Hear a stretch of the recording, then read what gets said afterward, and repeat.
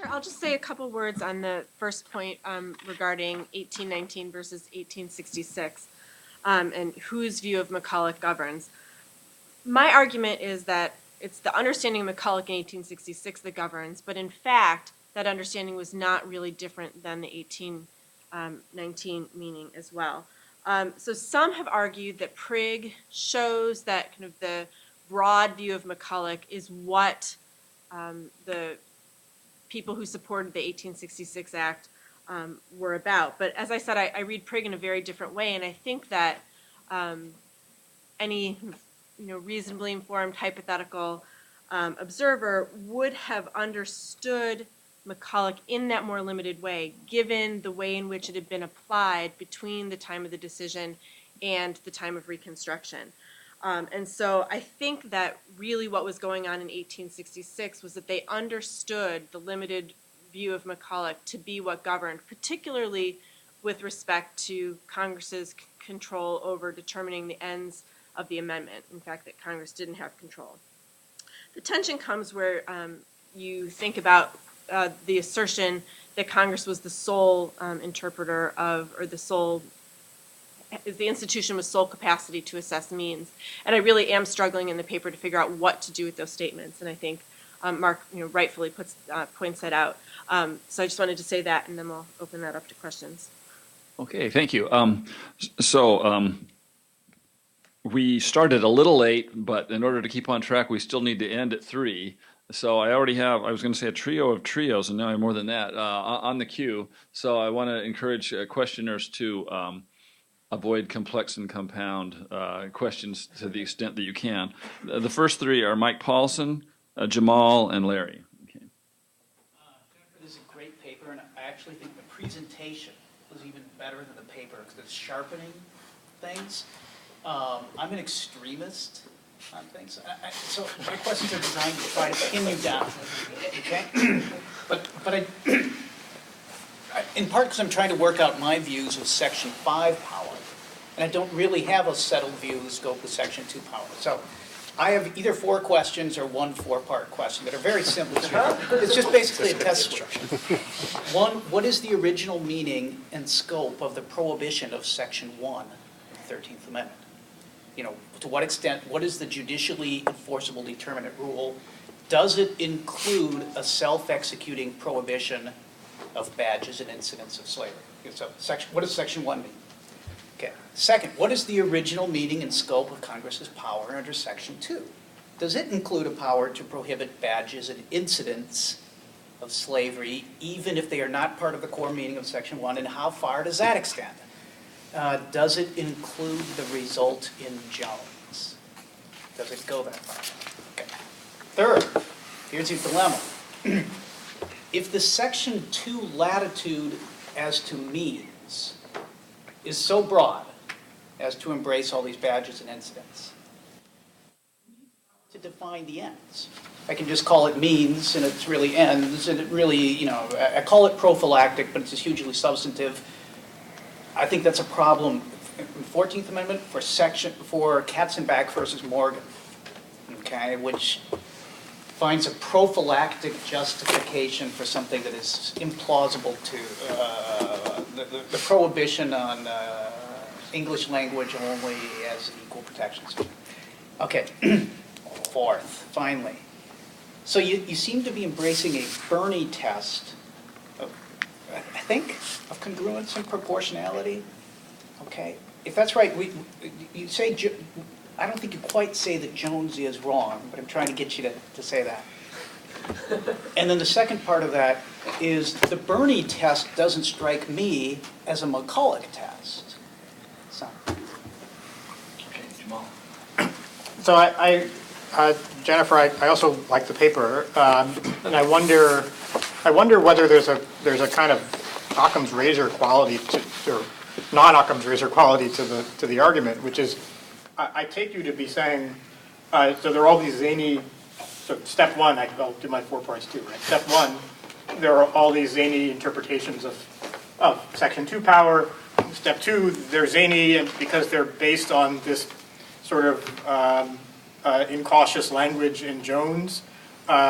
Step 3, Section 2 was actually grounded in similar language, so that it's supposed to be sort of viewed intratextually with the necessary and proper clause. So that's step 3, right? Step 4, the received wisdom as to McCulloch and as to the scope of congressional power to define means is wrong, and that it's actually a bit more narrow than that. And step 5, all these zany people are wrong. It seems to me that you can get to all. You don't need the McCulloch part is the hard part. That's the doozy, but you don't need that for the argument, right? So if you just simply said that Congress, the court gets to decide ends, and the end is slavery. So what is the meaning of slavery? And let's say that one believes on some originalist view that let's say that slavery is something very analogous to chattel slavery, and involuntary servitude is something close to indentured servitude or peonage, and so that's the end. You can eliminate that thing, and Congress gets substantial latitude, consistent with McCulloch, to define the badges and incidents of that thing. But that doesn't mean you get to ban private housing discrimination, perhaps, although I guess we still don't know if you think Jones is wrong. But that certainly doesn't get you to, slavery is not forced pregnancy, and slavery is not, marriage, and slavery is not all these other things. And so you still preserve your criticism of the zany optimist without calling McCulloch into question, or the received wisdom as to McCulloch into question. Yeah, let me just preface, we've all, and I don't think I have formally thanked Mike and Steve, and we've done this a few times, and Mike thanked Trang Pham, the events coordinator, in his original remarks, but I think we all should give Trang a big hand of applause.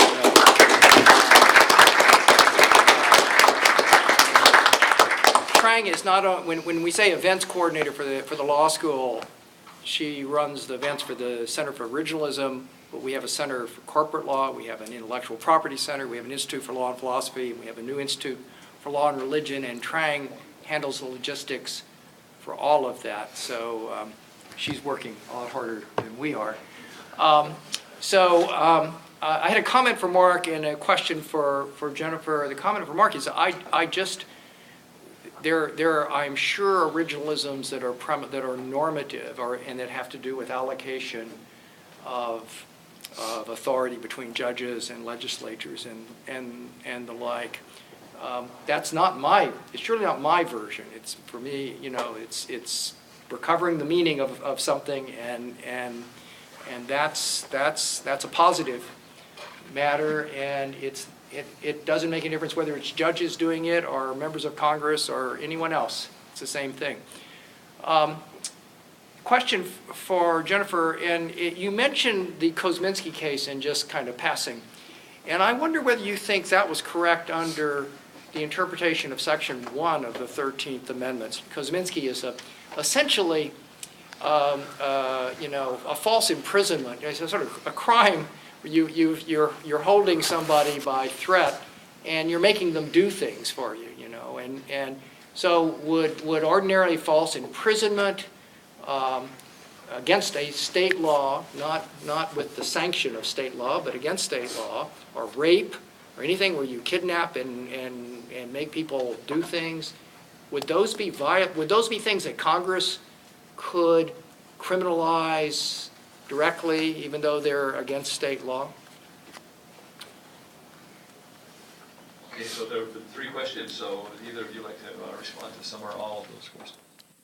Sure, I'll start going in reverse. So Kosminski is a really interesting case because it's really a statutory interpretation case, but it sounds a lot, in O'Connor's opinion, like she's trying to interpret Section 1 of the 13th Amendment. And she says that essentially Section 1 covers only physically or legally coerced labor, but not psychologically coerced labor. And so your question is, well, what can Congress do after that? Interestingly, Congress tried to overrule Kosminski and amended a statute to prohibit psychologically coerced labor. It's not clear that they can do that. But that goes to Mike's question about, well, what does Section 1 really mean? And my fallback is, well, It means what the court says it means, which is probably not a particularly popular position with Mike or many people in this room. But it's an open-ended placeholder in my argument, right? So Congress is limited according to what the court says. And right now what the court has focused on is physically or legally coerced labor. Does that mean that Congress can't be proactive in trying to push the definition? No, I think it can, and I think, in fact, that's what Prigg tries to do. So in 1793, Congress passes the Fugitive Slave Act. There's no interpretation as to what the Fugitive Slave Clause means. There's no McCulloch on the books at that point. Congress doesn't know for a fact that it would have implied power. But Congress essentially interprets the clause to protect an individual right, basically deems itself as having implied power to protect that right, and legislates accordingly. But by the time you get to Prigg, the court says, well, that's all well and good, but we're going to review those findings de novo, especially on the substantive question. And so my point is, Congress can be proactive as long as it understands that under McCulloch, the court's ultimately going to come in and review its substantive findings de novo. Defer to its means analysis in a deferential way, but not totally. So in terms of what Section 2 allows Congress to do, and in response to Jamal and Mike, I think the problem is that I do think that City of Bernie gets it right in the sense that Congress does have some prophylactic enforcement power where it can target otherwise constitutional conduct in an effort to prevent constitutional violations. So that requires Congress and the court to have a sense of what violates Section 1, but it also requires Congress to show that what it's doing in terms of regulating constitutional conduct has some kind of, not necessarily direct relationship to a constitutional violation, but falls within its discretion.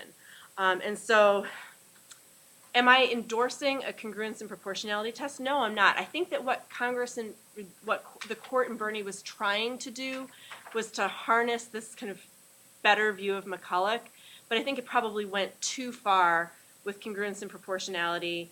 I think the same can be said of Lopez in the Commerce Clause context, where the court is imposing too much of its own view and not deferring enough to Congress in terms of its means-end assessment. So do I think that Jones is wrong? Yes, on a number of levels. Do I think that that necessarily means that Bernie is right? No. Just two quick things. One, with respect to Michael's third question, if you have a very broad understanding of means, doesn't that eliminate the requirement that there's, or the view that there's some limit on ends? You could have a view, to the extent that I have normative views about these kinds of things, which is not very large, you could have a view that you could apply a mere rationality test that has some content to it. So that, on your view, it wouldn't be mine, but on your view, the problem with Katzenbach and Morgan is that it's not, that the connection between denial of public services and literacy, English language literacy, is too attenuated to satisfy a mere rationality standard. With respect to Larry, I know you, and all I'd say is that in I don't know, the overwhelming majority of discussions of originalism has a normative component, so that when you say this provision as originally blumpty-blump meant thus and so, or was thus and so,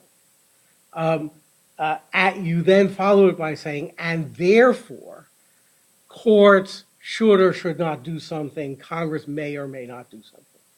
That is, most people who are engaged in the originalist enterprise do have an allocation concern, do use originalism to address these allocation issues. You may not. Okay, the next 3 questions will come from Chris, David, and Stephen. piece about other powers, and somebody suggested, well, maybe that means if there's powers that come in later, Congress can enforce it. It seems like you could use this you could spin this either to make the 1819, 1866 problem sharper, or maybe conceivably as a solution. So the idea would be the 1789, 1787 Constitution already gave Congress the actual necessary and proper power. So Section 2 of the 13th Amendment, you could either say, well, it should be construed to mean something different from that, or you could say it should be construed to be declaratory of the actual necessary and proper clause, which means that the actual interpretation of McCulloch, assuming that McCulloch was right, is what you should go with if you're going declaratory. On the other hand, you could spin it the other way. Dave? One is conditional. You said in your talk that you were going to assume, for the purposes of the paper, that 1866 civil rights debates was reflective of the original understanding. I didn't get that from the paper itself, and one complication, and again, it may be something you can just say, well, I'm just not going to deal with that, is the ways in which McCulloch, more broadly, the problem of constitutional deception. McCulloch and Prigg were very controversial decisions and remained controversial for a long time in politics. There's a point in the Lincoln-Douglas debates where Lincoln said that he had heard Stephen Douglas denounce the decision 12 times. Jacksonian Democrats didn't, at least politically, and on the courts, say we agree with McCulloch. And Prigg was famously rejected by radical Republicans and Free Soilers. And when you get to 1864 when it's first proposed, 1865 when it's proposed and adopted, a lot of those people that are signing on to it, that are urging its adoption or are saying, okay, are Jacksonian Democrats and especially Free Soilers, old Free Soil Party or old abolitionists. And I think it would be very problematic to say that they were going along with, okay, we agree with McCulloch and Prigg all along. That's part of this deal. The second complication is the rule of deference. I suggest this maybe as a possible just sort of qualification about the deference. Both McCulloch and Prigg do make an argument from deference that's also, but very qualified in this sense. Both of them make the argument that essentially, even if this was a question, the fact that the founders passed these laws and everyone's acquiesced in them, or repeated Congresses have endorsed them, in Prigg it's acquiescence. That's another reason why we're going to go along with it. In which case, Prigg and McCulloch would stand for the proposition that an 1866 law that had long been acquiesced in should not be overturned.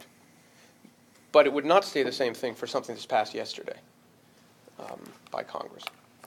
I was just going to ask Mark if he could elaborate a little bit on the first problem with the 60-40, the problem with the first response to the 60-40 problem, which was, it would seem like if we passed a new amendment today and some question were pressed as to its meaning, a court would total up all the evidence it thinks is relevant, and it might find that 60% favors one side, and presumably would want to go with that. And if we have a question as to a text that was enacted in 1788 or 91, I think a lot of originalists sort of get to their originalism through the route that sort of whatever the law is now is whatever the law was then, unless it's been validly changed since. And so if you were just imagining doing exactly the same work, just with your sort of universe of evidence limited to things going on around the time of the text that you're working with, presumably the same answer would be given for the 60-40 problem. I'm wondering why what the tension is between that solution to 60-40 and originalism in general.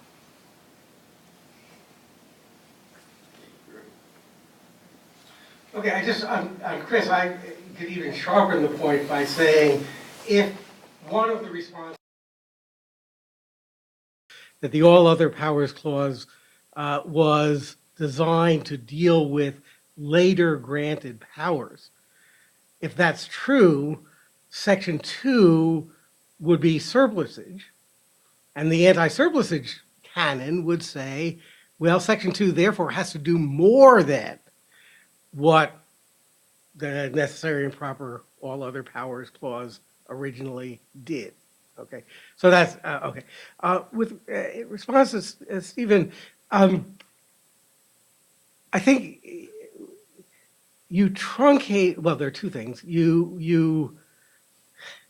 As I would put it, originalist inquiries into meaning truncate the range of evidence that is drawn upon to inform understanding of the meaning.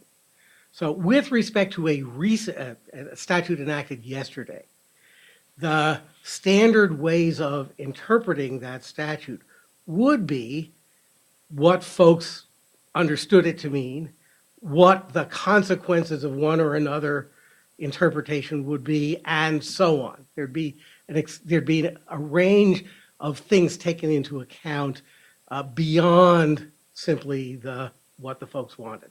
Okay, if when you take all that stuff into account, there's a 60-40 problem. Sure, you go with the 60. But so just to again sharpen the point, suppose it's the case that when you look at the originalist type material, you come out 60-40 in favor of one interpretation, and then when you look at all the other stuff that we license judges to look at in figuring out what a statute means, it comes out 90-10 the other way. I don't know what the resolution is at that point, but it's not definitionally what the 60-40 originalist evidence provides. Okay, so then the second thing is, this is, again, needs much more expansion, is that, roughly speaking, the normative defense of originalism as an allocation technique is that when we find out what the folks then wanted, we are implementing, we are allocating authority in the way they wanted it, the folks wanted it allocated. And the normative push behind that comes from the fact that there's some kind of continuity between them and us, such that their preferences have some binding kind of force on us. Spelling out what that is notoriously difficult, but I'm perfectly happy to say that you folks can do that. But in a 60-40 situation, the transmission of the bindingness from them to us comes into question. I think that's in a unanimity situation, the accounts are reasonably straightforward. In a 90-10 situation, you have to qualify it, but that still can work.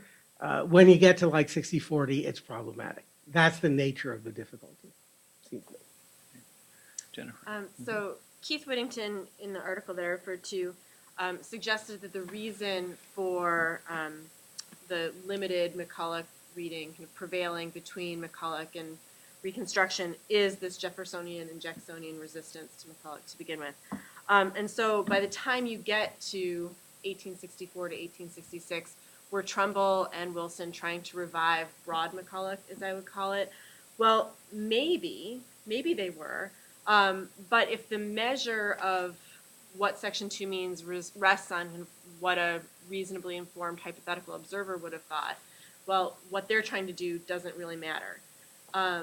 And even if we do think that what they were trying to do does in fact matter, it's important to note that they weren't suggesting that McCulloch gave Congress the power to define the ends or the rights conveyed by the 13th Amendment. They were at most asserting very broad control over means, which then circles me back to Mike Paulson's third point, which is that if Congress has completely unlimited power to say what means are appropriate, doesn't that just eclipse whatever kind of limits we would put on the meaning of Section 1? And that's where kind of my structural separation of powers argument comes in to supplement the originalist reading, which is to say that can't be the case. There are so many rational ways to understand badges and incidents of slavery.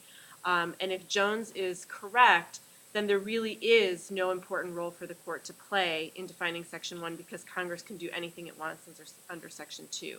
So mine is really kind of an originalism, plus separation of powers argument for how to understand the interplay between Section 1 and Section 2. And with respect to Chris's point, curse John McHale for his provocative article, because now I really have to think through what the consequences of the other powers point would be for mine, because I think Mark's right that Section 2 could be surplusage if that was the case. So I just really need to think through that. Well, as long as this article comes out before his does. No, sorry. So keep in mind that we have a little over about 10 minutes, just a little over, and 6 people still on the queue. So the next 3 are Mike Rappaport, Andrew, and Tom. Okay, so I really like the paper. I learned a lot of 13th Amendment stuff from it. I wanted to just comment on something that's sort of interesting about the structure of your argument here with respect to ends and means, and how that differs from the normal way we think of it, let's say, in the Commerce Clause situation. So as I understand it, the end is, let's say, coerced labor, and then we've got badges and incidents, and that's kind of a means, but that Congress gets to figure out you get some deference as to badges and incidents. So there's sort of 3 things going on here. We've got the end of slavery, we've got ending slavery, which is the end, badges and incident, which is kind of intermediate category, and then a sort of congressional determination as to the right take on that. So normally when we talk about, let's say, regulation of commerce, we've got the end of regulating commerce and whatever means Congress chooses. We don't have this sort of intermediate category. And I'm not sure if that's sort of an argument for or against your take on it. It's kind of interesting. I was trying to think about, what would Commerce Clause means end look like if we had this sort of intermediate category. So if you think about, Congress has the power to, sometimes said, regulate intrastate commerce as sort of part of regulating interstate commerce. And if we had some intermediate category that, well, it could, but only if it's ancillary and only if it's not a tail wagging the dog kind of situation or whatever. So it's just it's different than I think the way we normally think about it. I enjoyed the paper, and I have one suggestion. I would love to see a sort of a head-on discussion of the view that the folks pushing the statute in the 13th Amendment had of the federal courts. Because it strikes me that, we need to talk about Dred Scott and the composition of the lower federal courts in the South, and what Republicans in Congress thought about them and how much they trusted them. Because I think the answer is that they didn't trust them at all. And it strikes me that would be a huge factor in terms of thinking about the allocation of power between, Congress and the courts that, that the statute and the amendment were trying to accomplish. Just an observation or a comment on the 60-40 issue, and then a short question for Jennifer.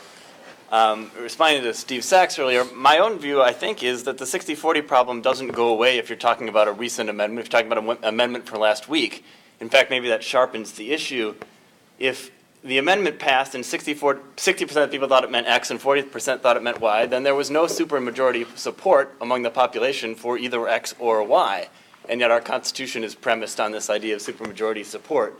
So my sense is, if Mike Rappaport thinks it means X and if Kurt Lash thinks it means Y, then that tells me that the objective, reasonable, hypothetical person cannot determine that it means X or Y, because you've got to conclude that either Kurt or Mike is, unreasonable, and they're not. The point is that the Constitution is written in such a way that a lot of smart people think it means X and a lot of smart people think it means Y. It does not have a hypothetical, objective, original public meaning, or at least if it does, it's at such a high level of generality that both Mike's and Kurt's interpretation would fall within that really broad meaning, which is not surprising because, again, I don't think you can get controversial provisions through a supermajority requirement unless you do that.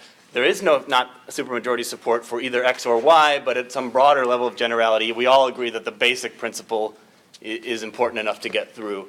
But then once you get to that, then originalism can't answer the question because there is no objective reason. Neither of those is the objectively correct original public meaning that we as a society agreed upon. So you're going to have to get your meaning through some form of constitutional construction, which is to say originalist interpretation is not going to answer the question for you on the ground in terms of how you implement it in the courts.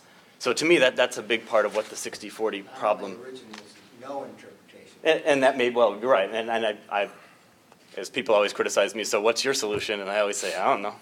That's not my job. I don't purport to have an answer. I just like to criticize other people. It's easier. And then I guess the question for Jennifer is very short, and maybe it helps to get at Mark's thought of, well, what is the animating originalist theory that's working in this paper? I'm curious what your answer is on your theory or your view of your paper. Is it that the implication is that we need to go back when we interpret the necessary and proper clause to the proper meaning or the original meaning of McCulloch? Or does your paper have nothing to say about that? Would you say that, okay, the 13th Amendment needs to be interpreted according to the original understanding of McCulloch, but the fact that we've gone off in interpreting McCulloch in quite a different way now when we interpret necessary and proper clause is none of my business or not something I'm taking up in this paper? Or do you think that is an implication of what you're saying in your paper? To that, I would say that I think what they thought they were doing in Section 2 is incorporating McCulloch, separate from the necessary and proper clause. And McCulloch is in part about necessary and proper and in part about implied powers, right? So I think the point is it's that what the court said in McCulloch about the scope of congressional enforcement or executory powers is how we're supposed to understand Section 2. With respect to Mike Rappaport's question, I think you're right. I mean, 13th Amendment and this whole concept of badges and incidents of slavery is really unique. I mean, there's no other analog I can think of where there is this intermediate concept, which I think emphasizes the importance of having the court at least define that concept at its outer edges, because otherwise it can mean anything that Congress says it means. Now, it could be that Jamal's point is the right way to think about it, which is to say, badges and incidents isn't part of the text. Let's just not think about that at all and think about what can Congress do to make sure that slavery doesn't reemerge. And so Congress can eliminate laws like the Black Codes because they sought to essentially reimpose slavery. And so maybe that's the better way of thinking about it. I'm just taking as a given the 13th Amendment literature, which seems to assume that this badges and incidents language from the civil rights cases is correct in some way. And then with respect to Andrew's comment, yes, I absolutely do need to talk about that and think about how the response to Dred Scott plays into my reading. So thank you. Can I say three things quickly? One, on that last issue, there's a revisionist historical literature, which you're probably familiar with, that says they actually weren't all that suspicious of the courts. Stan Cutler is the origin, as the first article, but there's a bunch of stuff along those lines. Second, from your comments here, it sounds as if you're inclined toward a hypothetical reasonable observer originalist approach. And all I want to note is that there are problems with that approach as well, which I try to capture. This is very snarky, but Ilya had this quotation from Lawson and Seidman: "The hypothetical reasonable observer who's well-informed and quite sophisticated and pretty nuanced and a quite intelligent person." And the difficulty is that, I read that and I say, hey, every morning when I wake up and look in the mirror, I see somebody like that. So the risk of that approach is that you will project what seems to you to be the reasonable hypothetical, blah, blah, blah, onto them. Okay, the third point is I didn't say this because I hadn't quite worked it out, but I had a note about it. On the ends point, there are a couple of things going on.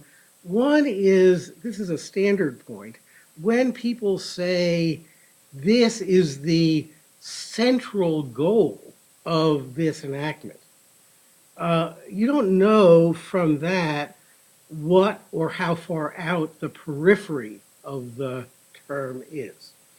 And second, and I think you said, I heard in this last exchange, there's not another example of the badges and incidents kind of thing. As I was thinking, it occurred to me, maybe this is just an obsession, that there might be a parallel between you call it one thing or another, the preamble and the operative provision of the Second Amendment. So what Justice Scalia says in Heller is that the preamble lays out the motivation for or explains the operative provision, but doesn't give the operative provision content. That content comes from something else that, well, it doesn't really matter where. There may be something similar going on with respect to slavery and badges and incidents, so that the prohibition on badges and incidents, I don't have this right. I have to think about it. The prohibition on badges and incidents explains why we have Section 1, but doesn't tell you what Section 1 prohibits. You have to get that from someplace else. That may not be right, but in any event, there might be a parallel. Okay, I doubt we have time for 3 more questions and responses, but maybe since we started late, we could cheat a little and have time for 3 quick observations from, if you have those. So that would be Ilya, John McGinnis, and Stanley.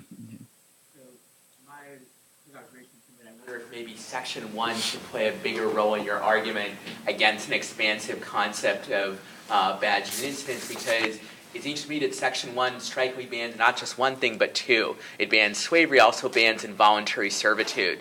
That tells me that it's implicitly assuming that there isn't an expansive implicit ban on badges and incidents, because if there's anything that's a badge or incident of slavery, it is surely involuntary servitude. So if you had to have a separate clause or phrase banning that, that suggests that if there's any sort of extra additional ban on badges and incidents, it's a relatively narrowly defined concept that is narrow enough that it doesn't even include involuntary servitude necessarily. Second, with respect to Section 2, again, it seemed to be sort of a textualist interpretation and maybe an originalist one that fits in with yours, and emphasize that the Section 1 language more strongly would be that banning these 2 things is the end. And while you can argue about sort of the necessity of the means or whatever, and maybe they adopted like the useful or convenient interpretation of necessary from McCulloch, if you're doing it for ends other than getting rid of slavery and involuntary servitude and maybe badges and incidents narrowly defined in some way, then it's still not appropriate legislation. And that would also fit into sort of a layperson understanding as well, that like if a layperson who's not a lawyer reads a document and says X is forbidden, Section 1, 2, Congress can make appropriate legislation enforcing Section 1, that suggests, to the naive layperson, that means like you can pass legislation that actually will succeed in banning X, as opposed to, this is a blank check free to define X as you feel like and ban all sorts of other stuff that has only a tenuous connection to X. So it seems to me that Section 1 is maybe more your friend here than your paper suggests so far. I just wanted to comment on Mark's interesting comment about 60-40. Isn't it possible a solution that you would look to the legal rules at the time to try to decide that? Indeed, one of your suggestions is that we might have at 60-40 go with the legislature. I see that as very Thayerian in nature. He makes some arguments that that's the rule, at least at the founding time. If that's the way we positively cash it out, does that also help us with the normative connection? If there is a consensus that the Constitution is law and it says it is law, it shows us that people agree that in cases of ambiguity we'll go with the rules of the time, and we then move back to the popular consensus behind it. Stanley. Some of you will remember the great old group, the Four Tops. The Four Tops kept making successfully the same song over and over again. And finally they wrote and recorded a song called The Same Old Song. So I'm going to do the same old song with respect to Mark's response to Larry's comment, and especially both the 60/40 issue and Mark's observation that most originalist work assumes a normative component to the originalist project. Well, in a way, there is a normative component, but it's a very attenuated one in relation to the intentionalist project, which says that if you are interested in what something means, you are necessarily interested in what an actor or actors had in mind. And that's the answer to the question, what does it mean?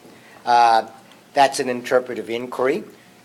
As for the 60/40 piece of information, that's what it is in intentionalist terms. It's a piece of information. That is, you might want to take account of it when you're trying to determine what an actor or actors had in mind, but you cannot move from it to any conclusion whatsoever immediately, normative or otherwise. Once you've determined what an author or authors had in mind, you can then decide either to implement or enforce it, or you can decide by a variety of means to ignore it. And it is the contention of the small band of intentional originalists that public meaning originalism has decided in advance to ignore it. I'm sure that Jennifer and Mark have very incisive responses to all three of those observations, but sadly they're not going to be allowed to give them here, so let's just thank them for their presentations. Thank you.